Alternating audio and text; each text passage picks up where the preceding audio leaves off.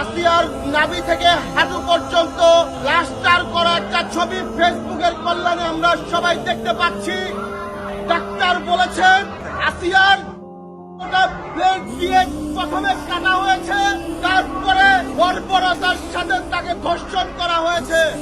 আজকে প্রেস ক্লাবের সামনে দাঁড়িয়ে বলতে চাই, জজ সাহেব চোরের বিচার করে করেন। মাগুরায় 8 বছরের শিশু আসিয়াকে যে বর্বর শয়তান ধর্ষণ করেছে তার বিচার আগে করুন। 1,47,570 বর্গ কিলোমিটারের এই দেশে একটি চেয়ারে বসে আপনি সেই ধর্ষণকারীদের মৃত্যুদণ্ড কার্যকর করুন। আজকে প্রেস ক্লাবের সামনে দাঁড়িয়ে আন্দোলন করছি আমরা। জজ সাহেব মৃত্যুদণ্ডের রায় দিবেন আপনি। ডাক্তার আসিয়ার কানে কানে বলবে, কোন আসিয়া তোমার ধর্ষণকারীর মৃত্যুদণ্ড হয়েছে।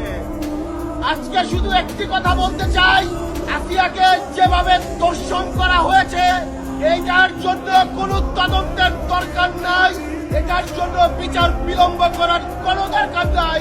ধর্ষণকারীকে 24 ঘন্টার মধ্যে ফাঁসিতে ঝুলিয়ে 17 কোটি মানুষের কলিজা ঠান্ডা করতে হবে। কোন আসিয়ার কাছে তো আমরা কেউ মাপ চাইতে পারবো না, কারণ সেই যোগ্যতা আমাদের নেই। তবে কোন আসিয়ান ব্যবহার করে বাংলাদেশের 17 কোটি ঘরে ঘরে আমরা আন্দোলন করে তুলব, আর যেন কোনো আসিয়া ধর্ষিতা না হয়।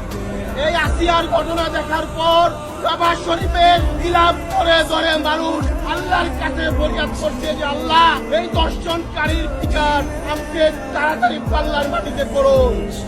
পুলিশ ভাই, চার্জশিটের নামে তদন্তের নামে এই বিচার আপনারা বিলম্ব করিবেন না। আমার ভাগ্যি দর্শিতা হলে, আমার মেয়ে দর্শিতা হলে আমরা কোন মুখ দিয়ে দর্শন